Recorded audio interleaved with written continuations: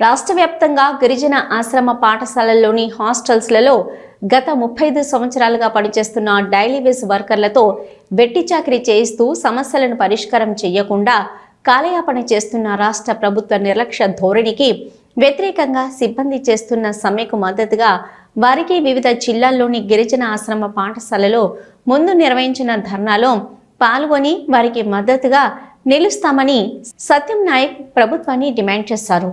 గత వారం రోజులుగా రాష్ట్ర వ్యాప్తంగా నిరవధిక సమ్మె చేస్తున్న కార్మికుల సమ్మెకు లంబాడి హక్కుల పోరాట సమితి సంపూర్ణంగా మద్దతు తెలియజేస్తూ జిల్లాలలో జరుగుతున్న ఆందోళన కార్యక్రమాల్లో పాల్గొంటున్నట్టు తెలిపారు.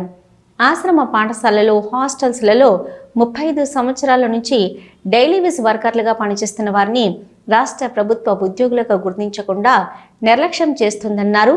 వర్కర్లతో వెట్టి చాకిరీ చేస్తూ కనీస వేతనాల చట్టాలను కాలరాస్తుందని అన్నారు.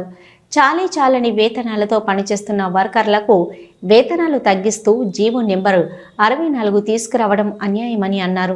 కార్మికులకు వ్యతిరేకంగా తీసుకొచ్చిన జీవో 64ను వెంటనే రద్దు చేయాలని రాష్ట్ర ప్రభుత్వాన్ని డిమాండ్ చేశారు.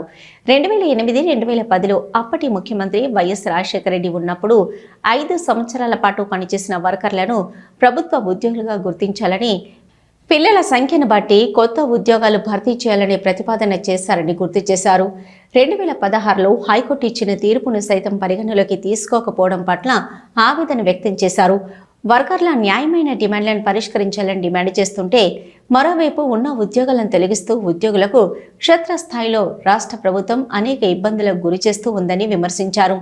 రాష్ట్ర ప్రభుత్వం తక్షణమే సమ్మె చేస్తున్న యూనియన్ నాయకులతో చర్చలు జరపాలని, ప్రభుత్వ ఉద్యోగులుగా గుర్తించి జీవో నెంబర్ 64 రద్దు చేసి ప్రమాద బీమా సౌకర్యం, ఈఎస్ఐ, పిఎఫ్ అనేక అవకాశాలు కల్పించాలని, ఇక డైలీ వేజ్ వర్కర్లకు టైం స్కేల్ ప్రకారం జీతభత్యాలు ఇవ్వాలని వారు ప్రభుత్వాన్ని డిమాండ్ చేశారు.